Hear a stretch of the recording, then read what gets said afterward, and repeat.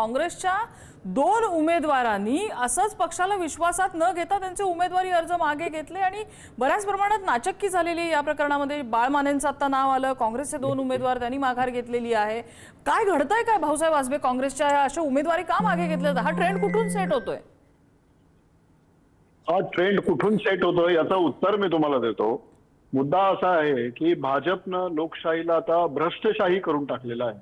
Vote चोरी बरोबर आता सीट चोरीचा पण प्रयोग सुरू झालेला आहे आणि त्याच्यामुळे विरोधी पक्षानं जे उमेदवार उभे केलेले आहेत त्यांचा घोडेबाजार करायचा, त्यांना खोके पोचवायची आणि त्याच्याबरोबर दुसरं जे सूत्र आहे ते म्हणजे कोणत्या तरी तपास यंत्रणेच्या माध्यमातून त्यांच्यावर प्रेशर आणायचं.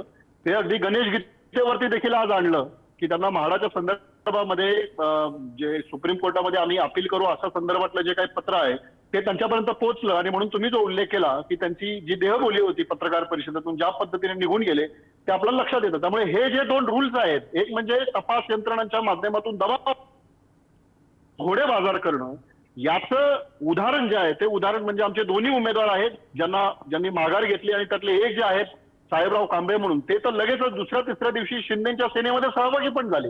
म्हणजे कशा पद्धतीने राजकारणाचा आणि लोकशाहीचा निर्ढावलेपणाने एकदम प्रक्रिया रसात नेली आहे हे आपल्या लक्षात येतं. त्याच्यामुळे भाजपचे प्रवक्ते अजित चव्हाण देखील आज बेधडकपणे अभिमानाने गर्वाने असं सांगतात की आमच्या उमेदवाराला कोणी खरेदी करू शकत नाही.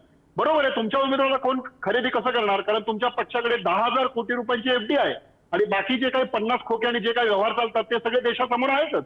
त्याच्यामुळे अगदी बरोबरच आहे.